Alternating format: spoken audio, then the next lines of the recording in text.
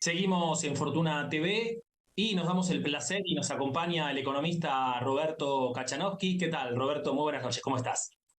¿Cómo va? Bien, gracias por la invitación. ¿Cómo andan ustedes? Un placer tenerte, Roberto.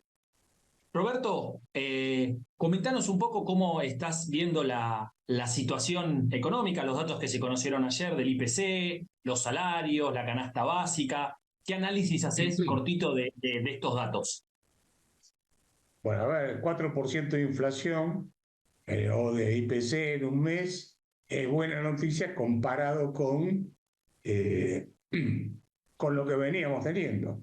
Ahora, si nos comparamos con nuestros vecinos, el 4% ese que tuvimos nosotros, ellos lo tienen en un año. De manera que depende de con qué se compare, ¿no? Es buena noticia respecto a lo que teníamos, es mala noticia en comparación a dónde tenemos que llegar o hasta dónde tenemos que llegar. Ahora, hay un dato que me llamó la atención, que fue la inflación núcleo. Viene con 2 meses, aclaremos que la inflación núcleo es la inflación que no incluye que tiene los precios libres, básicamente. No incluye los regulados, etcétera, los de alta, ¿cómo se llama? Los de mucha volatilidad, etcétera. Estacionales. Ahora, los estacionales, eso no me salía la palabra, ven. Eh, Eso, digo, 3,7% 2 meses seguidos, los 2 meses anteriores, ahora dio 3,8%. Me parece, tengo la impresión, ¿no? Que les cuesta perforar ese piso. En torno al 3,5, 4, por ahí podríamos estar hablando, porque ves que no pueden perforarlo, ¿no? O sea, debería haber bajado la inflación núcleo en este mes de julio, digo bien, en el mes de julio que pasó. Así Ahora, que inflación en baja, pero con tipo de cambio también anclado, que es un tema hacia el futuro para debatir, y con tarifa de los servicios públicos que va a haber que seguir subiendo, ¿no? ahora quería ir ahí, digamos, ¿no? O sea, es como que me parece que el debate, y te debe pasar con tus clientes y cuando nos juntamos entre colegas y demás, está en torno a esta persistencia de la apreciación cambiaria, porque cuando vos decís la inflación se queda en el 4 y seguimos al 2, si estamos preocupados por el tipo de cambio que tenemos hoy en términos de poder adquisitivo, vamos a estar más preocupados el mes que viene y así sucesivamente. Y el cepo, ¿no? Yo diría que hoy son los dos temas recurrentes. El cepo, tanto si se puede crecer o no con cepo, si se pueden acumular divisas con este tipo de cambio y con cepo, y eventualmente qué pasa con la deuda, con Sí. el vencimiento del año que viene. Entonces, arranquemos por donde quieras, digamos, ¿no? Pero nos gustaría escuchar un poco tu opinión de dónde está hoy, si querés, el corazón de la discusión macroeconómica de Bueno, Argentina. sí, a ver, para mí el problema es, yo distingo entre cepo y control de cambios. El cepo es hijo del control de cambios. ¿Y el control de cambios qué es? Que el Estado te dice, vení para acá, vos que exportaste dólares y se los vendiste, exportaste soja. Se los vendiste a Hans en Alemania, Hans te dio dólares por tu soja, trae los dólares para acá, que se los tenés que vender al Banco Central, te va a dar pesos y a un tipo de cambio menor al de mercado. ¿Mm? O sea, ya de por sí estás castigando al exportador con la brecha cambiaria, le estás sacando el 40% o por ahí anda más o menos, depende del día. Y el cepo yo siempre lo asimilo a los controles de precios, porque en realidad vos tenés el cepo, el tipo de cambio fijo oficial, o con una tablita del 2% mensual, no es más que un precio máximo que puso Milei en diciembre. Recordemos que él mismo dijo, le dije a Caputo ponerlo en 800, ¿no es cierto? Entonces, vos ahí lo que tenés es el cepo viene a ser, decía antes, algo así como los controles de precios. Vos pones un control de precios, precios máximos, y enseguida te empiezan a faltar productos en las góndolas. Entonces te dicen, usted se puede llevar 1 litro de leche por persona, 1 litro de aceite, 4 papel higiénico, lo que sea. El cepo es lo mismo. vos podés llevarte dólares para importar este producto, aquel no, vos no podés girar dividendos, vos esto, vos lo otro. Él es, digamos, tiene el mismo efecto. Yo creo que el cepo desaparece si liberás el mercado de cambio. Y ahí viene el tema. Yo creo que, eh, por definición, ellos empezaron con un tipo de cambio artificialmente bajo. ¿Por qué digo esto? Porque cuando vos pones un precio máximo, no lo pones en el nivel de mercado o arriba del nivel de mercado. Siempre lo pones por debajo del nivel al cual está operando el mercado. ¿Qué sentido tiene poner un precio máximo por arriba del cual está operando el mercado o en el mismo nivel que está operando el mercado? Entonces, por definición, tenés un tipo de cambio que empieza atrasado respecto a lo que es el tipo de cambio libre. Si a eso le sumas lo que viene pasando todos estos meses, donde ajustás 2% mensual, con una inflación que está, creo que acumula 87% hasta ahora, cosa por el estilo, no me acuerdo, y estás castigando el único sector que te puede mover la economía en el corto plazo, que es las exportaciones. Sumale a eso que el sector agrícola está teniendo una rentabilidad muy, muy finita, muy, muy finita, eh, y con la soja bajando encima, ojo, porque podés tener un problema ahí de mayor caída en el nivel de actividad. Pues digamos, tenés consumo, inversión y exportaciones.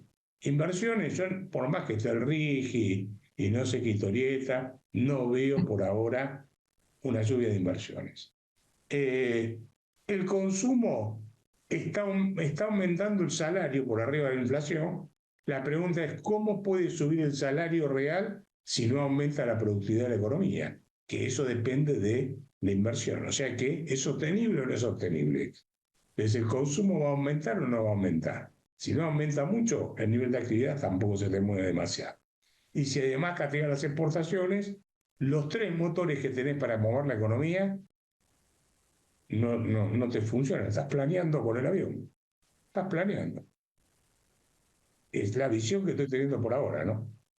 Sí, y ahora en ese marco, ¿por qué crees? O sea, yo no creo que Milei o Caputo ignoren, o Federico Sturzenegger, Reider, Bausili, Kirchner compañía, que las autoridades Sí. ignoren este panorama. ¿Por qué crees que tienen esta cosa de tanto miedo, entre comillas, a miedo a flotar o miedo a salir del cepo? Yo creo que por un lado, ellos saben que tienen un tipo de cambio atrasado, creo que lo saben, y Caputo es alguien de mercado que le gusta regular, intervenir en el mercado. Acordate que ya en el 2018-2019 usó parte de 15.000 millones o 13.000 millones de dólares para tratar de frenar el mercado y se lo comió el mercado crudo, ¿no es cierto? Entonces, dice, si no tengo cartas para jugar al truco, no juego. Entonces, yo creo que esa es la convicción que tiene. Me llama la atención el discurso de Milei diciendo que con cepo se puede crecer. Esto es, inventó el liberalismo estatista, para por alguna forma, ¿no? Me llama la atención. Y yo creo que, por lo que me dicen gente que conoce, más que yo, a Milei, y gente que conoce a Caputo, los dos creen que el tipo de cambio tiene que ser bajo. O sea, que el Ahora, poder adquisitivo del peso tiene que ser alto, digamos, el del dólar bajo y el del eh, peso alto. exactamente, un peso sobrevaluado. Ahora, vos podés decir, mira, sí, tengo un peso fuerte, pero porque tengo inversiones, tengo crecimiento, o sea, es un país que va progresando. O sea, recibís flujo de inversiones y tenés un peso fuerte. Ahora, el peso fuerte que tenemos, fuerte entre comillas, ¿no? Que hoy tenemos en Argentina, ¿es porque al argentino le agarró un ataque de confianza en el peso o es porque en realidad el gobierno está interviniendo en el contado con liqui y está haciendo todo esto, estas piruetas financieras que están haciendo, ¿no? Para mí no hay tal ataque de confianza en el peso. Entonces, eh, eso finalmente en algún momento lo pagás, ¿no? Y digamos, si yendo un poquito más a la distancia, no tanto a la macro de corto plazo, ¿cómo estás viendo, digamos, porque uno, desde el liberalismo, uno podría decir, bueno, tenemos un presidente que quiere desregular, que quiere mejorar la competitividad de la economía, la quiere abrir, ¿Cuál es tu juicio respecto de la otra pata, si querés, del cambio de régimen, que no es ya tanto la estabilización macro, sino la reforma estructural?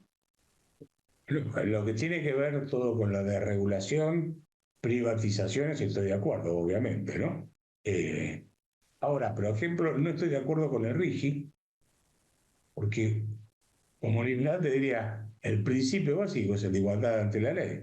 Y la pregunta es, ¿y por qué al que invierte 200 millones de dólares le doy ciertos beneficios impositivos, aduaneros y cambiarios, y al que invierte 10 millones o 5 millones no?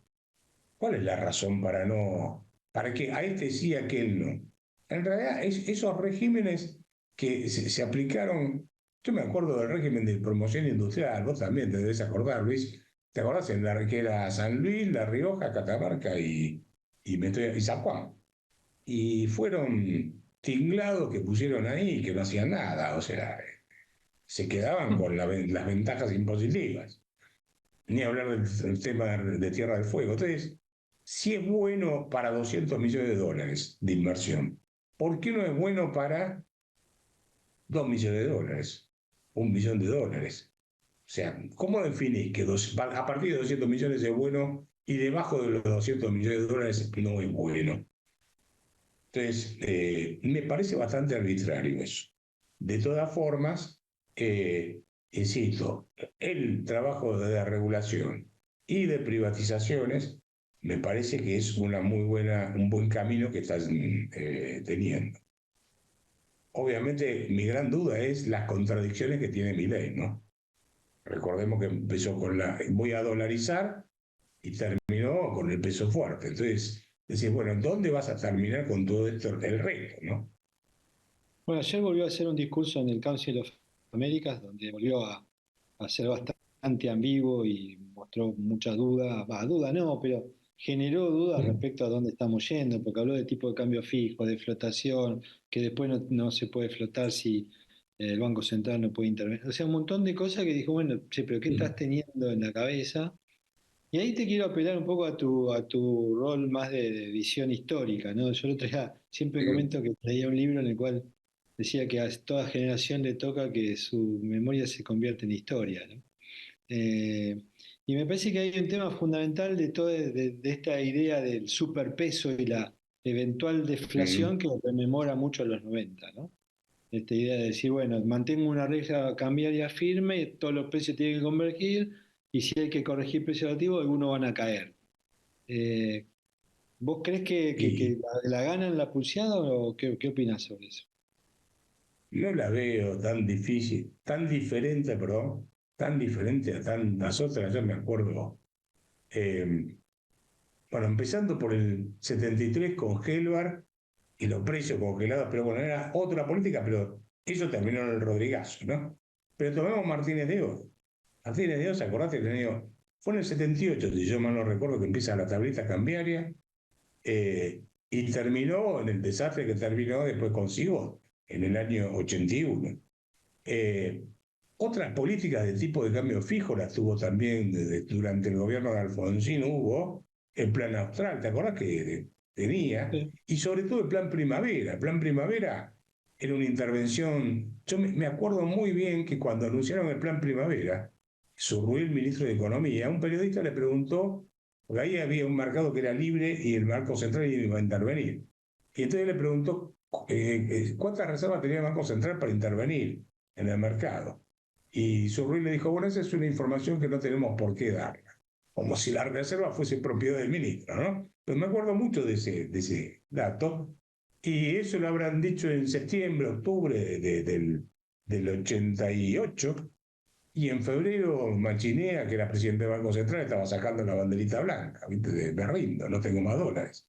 Entonces, eh, la verdad es que este manejo de la política cambiaria y usar el tipo de cambio como ancla contra la inflación, porque en definitiva lo que están haciendo es usar el tipo de cambio como ancla contra la inflación, en algún momento te pasa la factura. Eh, si no, Sí, a ver, Roberto, un poco hablamos pero siempre. el punto es muy sencillo, perdón, te lo redondeo así. El punto es muy sencillo, el tipo de cambio de equilibrio soltalo, liberalo. Si entonces si hay equilibrio no vas a tener ningún problema. Sí, perdóname, te interrumpí. No, no, que acá muchas veces en el programa hablamos de esto de que cada mes que pasa pareciera que al gobierno le cuesta más salir del cepo y que el costo de salir del cepo cada vez va a ser más alto. ¿Cuál es tu visión respecto a eso? Digo, hasta incluso ya pensando en términos políticos del año que viene de las elecciones, cuanto más se atrasen en liberarlo, pero bueno, hoy como decimos, digamos, ayer como decimos, habló Milei y dijo que con el cepo se puede crecer y que por ahora el cepo sigue. Sí, recordemos que dijeron que lo iban a sacar antes, ¿no? Pero bueno, van corriendo el arco todo el tiempo. Yo veo el cepo o los controles de precios es, viste, como un resorte, vos lo apretás, lo vas apretando, y cuanto más lo apretes, cuando lo soltás más alto va a saltar. Acá te pasa lo mismo, es decir, te va a pasar eso, cuanto más comprimas el tipo de cambio, lo sigas atrasando, cuando tenga que saltar va a saltar muchísimo más alto, porque es la ley del resorte, vamos a ponerle, ¿sí? Lo aprieto, aprieto, aprieto, si aprieto hasta la mitad, salta, ahora si aprieto hasta el fondo, no salta, salta con mucha más fuerza, ¿no? Bueno, yo creo que va a pasar algo de ese tipo si siguen con este esquema. La Y última, yo creo la del estribo, ¿eh? Roberto, la del estribo. Sí. Escúchame, alguien que defensor acérrimo de mi ley te diría, pero ahora hay superávit fiscal. No me vengas con el Sí. 73, el 81, el 86 del 2002. Mm. Ahora hay superávit fiscal. Y comercial. ¿Cuál es? Y comercial. Sí. ¿Y cuál es tu reacción frente a eso? ¿No crees que introduce por lo menos una decir, bueno, la verdad que algo distinto tengo que pensar la Argentina de hoy? Primero te contesto el comercial, que es más cortito, y después voy al Dale. fiscal. El comercial es porque también estás pisando las importaciones, ¿no es cierto? Y además, básicamente estás pisando las importaciones y recordemos que le pusiste un tipo de cambio más alto, inclusive, ¿no? Tenés el oficial más el 17,5%. El Así país. que Y la es, recesión, ¿no? Que la recesión que tenés tampoco vas a importar. es la mala recesión. Así que ese más o menos está. Ahora, vayamos al fiscal. Y ahí el fiscal, la pregunta es, ¿cómo lo lograste? ¿Lo lograste porque bajaste el gasto público o lo lograste licuando las jubilaciones, por ejemplo? Para mí, lo que hicieron fue agarrar el tipo que ganaba 100 de jubilación, le dijeron, te lo bajo a 50 y de ahora en más te lo ajusto todos los meses por inflación, pero te quedaste en 50. O sea, te bajé el sueldo y después te lo mantengo, pero no vas a volver a 100, vas a quedarte en 50. Entonces, licuó el gasto en jubilaciones y sueldo de los empleados públicos, básicamente. Así que por ese lado es algo así como la gran Dualde, para ponerlo de alguna manera, ¿no? Eso por un lado. Por el lado de los ingresos, no te olvides que te aumentó la carga impositiva, porque te subió el impuesto país del 7,5 al 17,5, pero lo extendió a todos los productos. Porque antes era nada más que para comprar dólares, los $200 y cuando viajabas, y ahora te lo aplican para todas las importaciones. Vamos a ver si lo sacan en septiembre o no. Yo tengo mi duda, porque le representa el 12% de los ingresos tributarios del Tesoro. Del Tesoro estoy hablando. Entonces, ahí lo que hiciste fue una mezcla más. Subiste el impuesto a los combustibles todo el tiempo, también te está aportando mucha plata. Y no te olvides que el ajuste de las tarifas de los servicios públicos, sobre todo luz y gas, yo vivo en la provincia de Buenos Aires, miro la factura y detrás de el aumento de la tarifa y del cargo fijo, viene colgado un montón de impuestos nacionales, provinciales y municipales. O sea, te están pegando un cachetazo fenomenal en materia impositiva.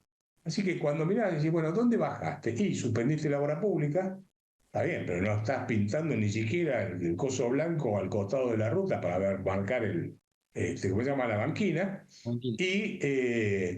Y donde sí bajaste en serio fue en las transferencias a provincias.